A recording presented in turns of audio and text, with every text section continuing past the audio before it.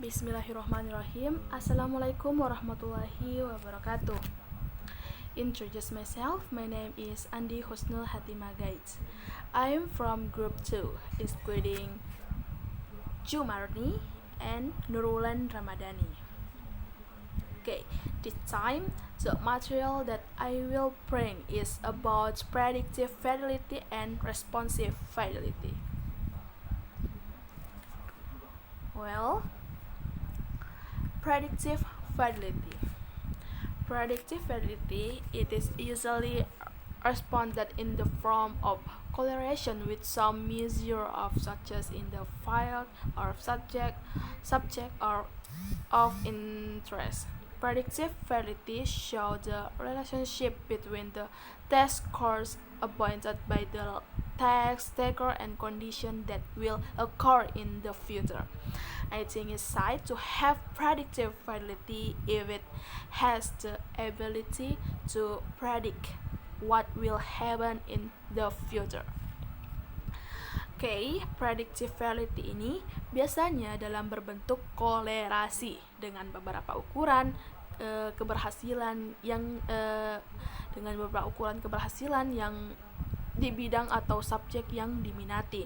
Nah, mungkin ada dari teman-teman yang tidak tahu apa sih itu kolerasi. Nah, for your information guys. Nah, jadi kolerasi dapat diartikan sebagai hubungan yang merupakan salah satu teknik analisis dalam statistik yang digunakan untuk mencari hubungan antara dua variabel yang bersifat kuantitatif.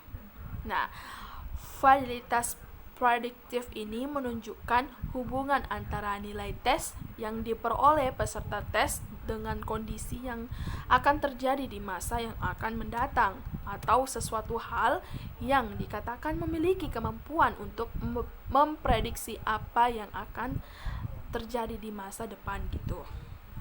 Nah, so that's the summary of predictive time fidelity material. Next, I will explain the material about responsive fidelity. Response fidelity. This is entitled describe the extent to which X minus responded in the manner expect by the test teleform. X minus respond in the hazard or non-reactive manner. Their obtained scores may not present their actual ability. Also, if the instruct are unclear and the test format unfamiliar to the students, their response may not reflect their true ability, and in this way the test may be said to lack response fidelity. Nah, dalam responsive fidelity ini hal ini dimaksudkan untuk menggambarkan sejauh mana sih peserta ujian merespon dengan cara yang diharapkan oleh si pengemban teks. Nah, jika peserta dalam ujian itu merespon dengan cara yang serampangan atau dikata tidak reflektif, nah skor yang mereka peroleh juga mungkin tidak mewakili kemampuan mereka yang sebenarnya. Nah, ini juga jadi permasalahan. Juga jika bagi siswa yang respon mereka mungkin juga juga jika instruksi tidak jelas ataupun format teks yang tidak familiar bagi siswa, maka respon mereka juga mungkin tidak mencerminkan kemampuan mereka yang sebenarnya. Nah, disinilah masalahnya. Dengan cara ini, tes dapat dikatakan kurang realitas responnya gitu.